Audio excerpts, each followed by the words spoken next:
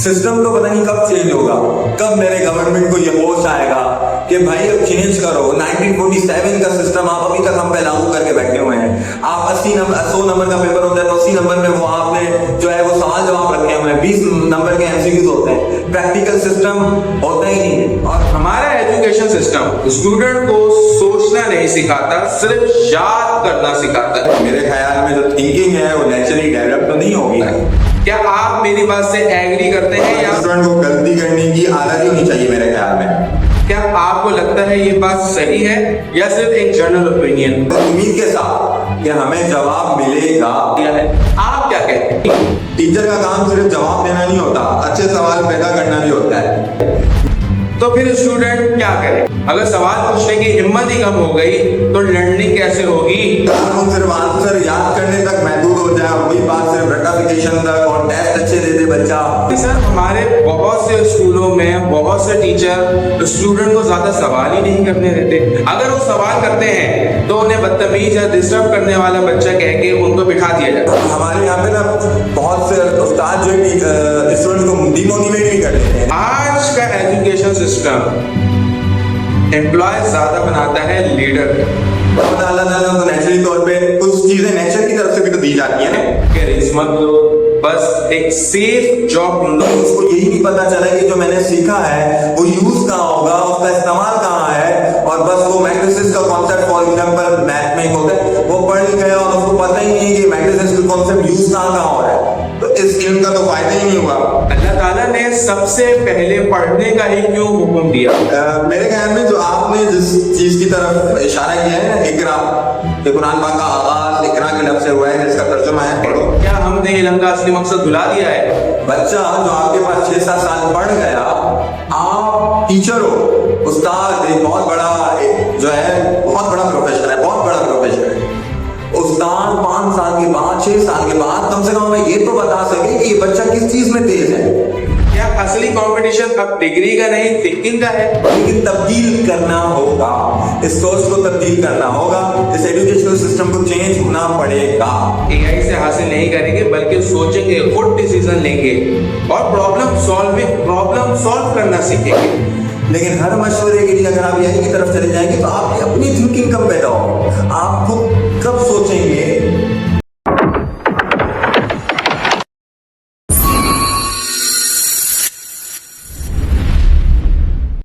असल तालीम क्या है और इस्लाम और दुनिया हमें क्या सिखाता है? अस्सलाम वालेकुम वरहमतुल्लाहि वबरकातुहू। द थिंकिंग रूम में आपका वेलकम। पिछले एपिसोड में हमने एक सवाल उठाया था, क्या डिग्री ही एजुकेशन है? आज हम उस सवाल के एक कदम आगे बढ़ते हैं। असल तालीम क्या है? एक अच्छा टीचर कौन होता है? पेरेंट्स की जिम्मेदारी क्या है? और इस्लाम इल्म को किस नजर से देखता है? आए गुफ्तगू को वहीं से शुरू करते हैं जहां पिछली बार छोड़ा। तो मेरा सवाल फिर से सर अदीब चांडियों से है। हमारा एजुकेशन सिस्टम स्टूडेंट को सोचना नहीं सिखाता, सिर्फ याद करना सिखाता है। क्या आप मेरी बात से एग्री करते हैं या आप समझते हैं कि ये सिर्फ मेरी सोच है या मेरा नजरिया है? आप क्या कहते हैं? मसला सिर्फ जो है ना वो स्कूल का नहीं है। टीचर सिर्फ लेक्चर दे और लेक्चर देकर चले जाए तो मेरे ख्याल में जो थिंकिंग है वो नेचुरली डेवलप तो नहीं होगी ना।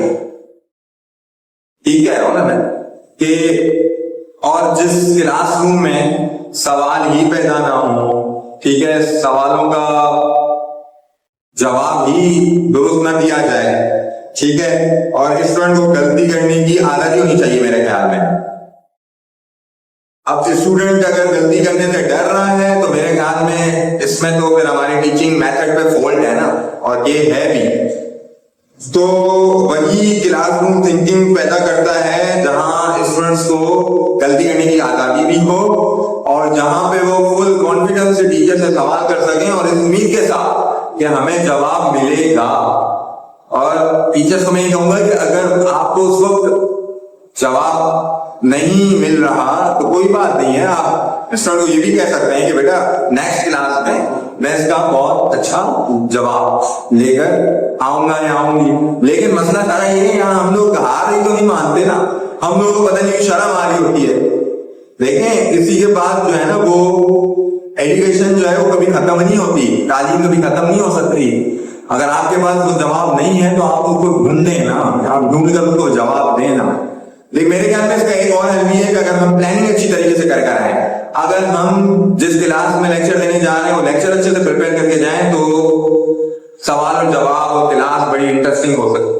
लेकिन सर हमारे बहुत से स्कूलों में बहुत से टीचर स्टूडेंट को ज्यादा सवाल ही नहीं करने देते। अगर वो सवाल करते हैं तो उन्हें बदतमीज या डिस्टर्ब करने वाला बच्चा कह के उनको बिठा दिया जाता है। तो फिर स्टूडेंट क्या करे? अगर सवाल पूछने की हिम्मत ही कम हो गई तो लर्निंग कैसे होगी? टीचर का काम सिर्फ जवाब देना नहीं होता, अच्छे सवाल पैदा करना भी होता है। मेरे ख्याल में जिस क्लासरूम में क्वेश्चंस खत्म हो जाएं, सवाल हो ही ना, तो धीरे धीरे ना वहां पे लर्निंग भी खत्म हो जाती है। मैं एक बात कहने जा रहा हूं, हो सकता है बहुत से लोगों को वो बात अच्छी ना लगे। आज का एजुकेशन सिस्टम एम्प्लॉय ज्यादा बनाता है लीडर का।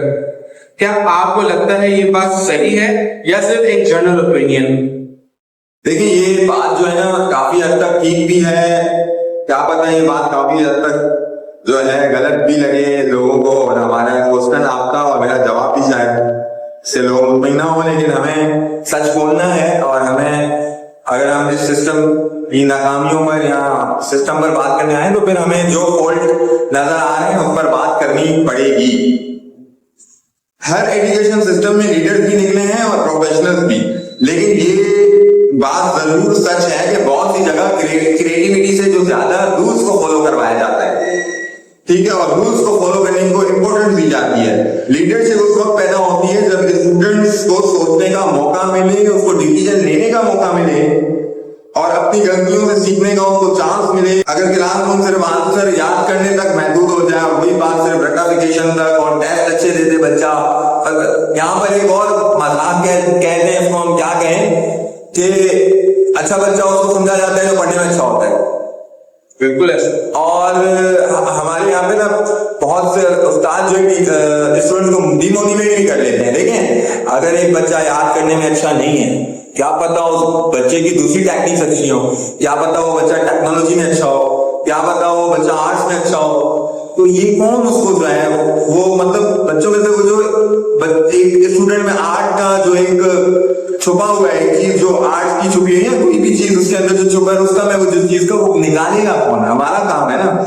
लेकिन वही बात है कि जो है हम लोग जो है वो थिंकिंग डेवलप करें तो वही बात है कि लीडर्स बनेंगे और दूसरे प्रोफेशन से ज्यादा लीडरशिप पैदा होगी।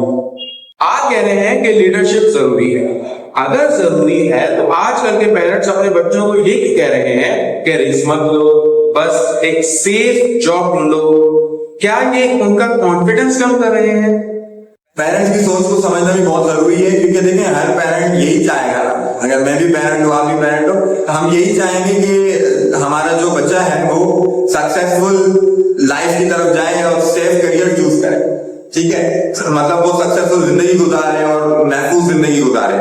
लेकिन हर बच्चा एक जैसा नहीं होता, किसी की स्ट्रेंथ बिजनेस होती है, किसी की स्ट्रेंथ जो है वो मैथ्स है, किसी की स्ट्रेंथ टीचिंग है, क्या पता किसी को अल्लाह ताला ने बाय बर्थ जो है वो टीचर अच्छा बनाया हो, क्योंकि कोई इंसान अच्छा समझाने वाला बहुत अच्छा समझाता बहुत अच्छा है, तो क्या पता अल्लाह ताला ने उनको नेचुरली तौर पे कुछ चीजें नेचर की तरफ से भी तो दी जाती है ना। किसी की जो है वो स्ट्रेंथ रिसर्च है। एजुकेशन का मसला ये भी है, एजुकेशन का असल मकसद ये भी है कि हर इंसान अपनी असली काबिलियत पहचाने। एजुकेशन का असल मकसद मेरे ख्याल में ये भी है कि हर स्टूडेंट अपनी असली काबिलियत पहचाने। ये काबिलियत पहचान पाएगा कौन मदद करेगा? तो देखें हमारे जो मेरे ख्याल में 5 क्लास तक जो टीचर उस बच्चे को पढ़ा रहा है, 5 तक बच्चा जो आपके पास 6-7 साल पढ़ गया, आप टीचर हो, उस्ताद एक बहुत बड़ा जो है बहुत बड़ा प्रोफेशन है, बहुत बड़ा प्रोफेशन है। उस्ताद 5 साल के बाद 6 साल के बाद कम से कम हमें ये तो बता सके कि ये बच्चा किस चीज में तेज है, फिर मेरे ख्याल में बच्चे को उसी डायरेक्शन में लेकर जाया जाए।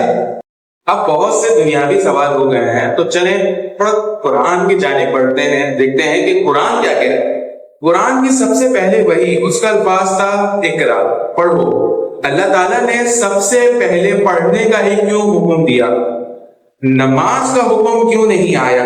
इसमें हमारे लिए क्या पैगाम है? ये सवाल बहुत खूबसूरत है और बहुत गहरा भी है। सोचिए अगर इंसान को यही न पता हो कि अल्लाह कौन है, रसूल सल्लल्लाहु अलैहि वसल्लम कौन है और नबियों के मामला, और अगर इंसान को यही सब नहीं पता हो और दीन क्या सिखाता है, दीन क्या है, रब क्या है, और बहुत सारे मामला हैं, फरिश्तों के मामला, बहुत सारे मामला हैं। मेरे ख्याल में जो आपने जिस चीज की तरफ इशारा किया है, इकरा, कि कुरान पाक का आगाज इकरा के लफ्ज से हुआ है, जिसका तर्जुमा है पढ़ो, तो मेरे ख्याल में इसका मतलब शायद ये हुआ, और जो है जितना मैं इस बात को समझ सका हूं कि यानी पहले समझना फिर उस पर अमल करना। इस्लाम में सिर्फ इंफॉर्मेशन, देखें इस्लाम में जो इल्म है ना, वो सिर्फ इंफॉर्मेशन का नाम नहीं है, बल्कि अल्लाह को पहचानना, सच को समझना और सही फैसले करने का नाम भी इल्म है ना।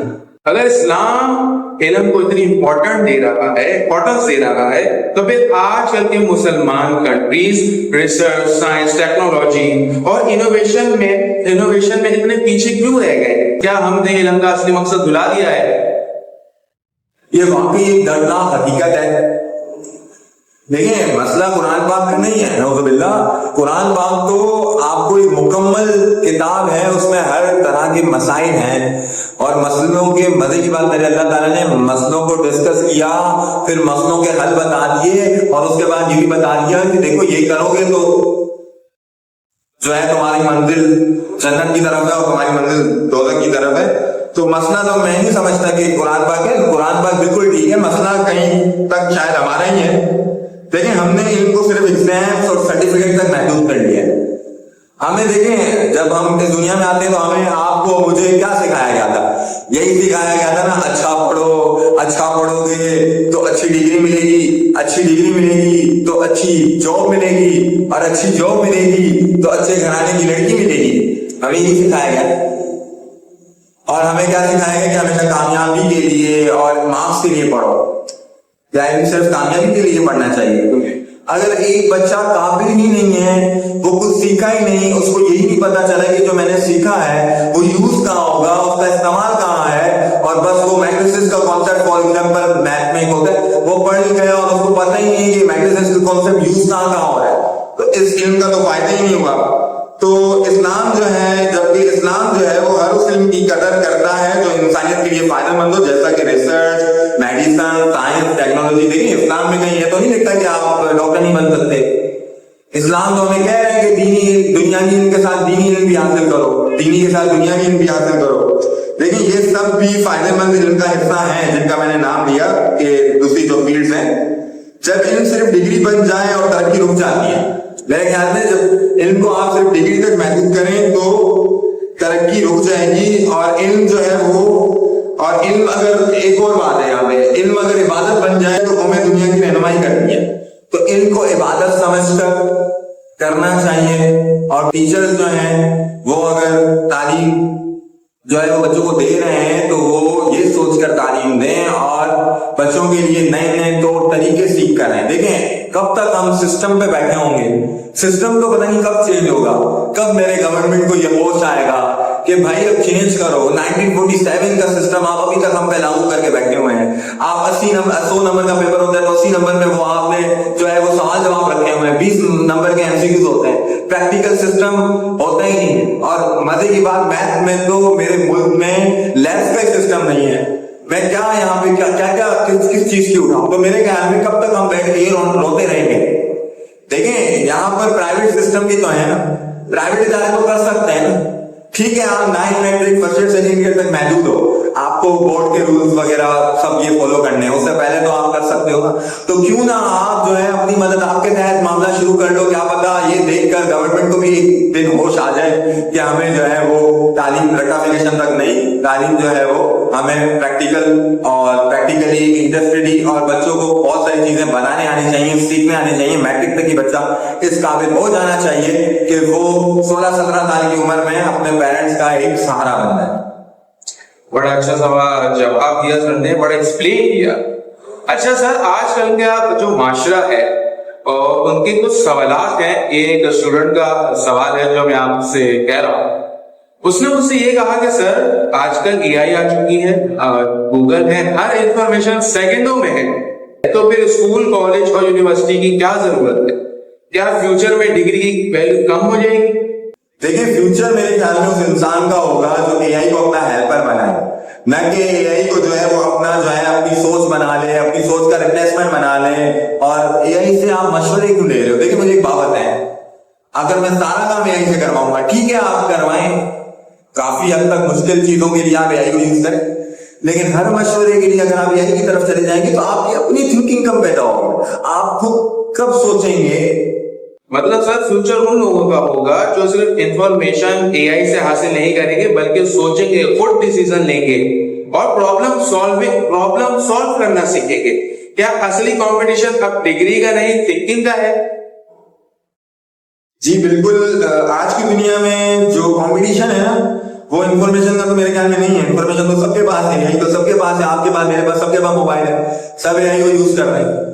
मेरे ख्याल में जो फ्यूचर उन लोगों का है जो क्रिटिकल थिंकिंग करते हो, और क्रिटिकल थिंकिंग किस तरह से की जाती है ये भी सिखाना होगा, और ये काम असातिज़ा का है, ठीक है। और मेरे ख्याल में फ्यूचर उनका है जो अच्छे डिसीजन ले सकें, प्रॉब्लम सॉल्व कर सकें, प्रॉब्लम टेक्निक्स उनको आती हैं, तो और हर नए चैलेंज के साथ खुद को इम्प्रूव करें। वही बात आ गई, अपने आप को अपडेट करें।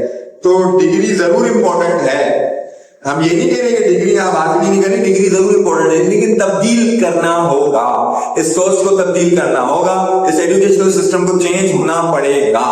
इल्म सिर्फ किताब का नाम नहीं, इल्म वो है जो इंसान के किरदार बनता है। अगले एपिसोड में हम बात करेंगे एजुकेशन के बाद असल कामयाबी क्या है, क्या पैसा, क्या शोहरत या कुछ और। इंशाअल्लाह मिलते हैं अगले एपिसोड में, जब तक के लिए अल्लाह हाफ़िज़।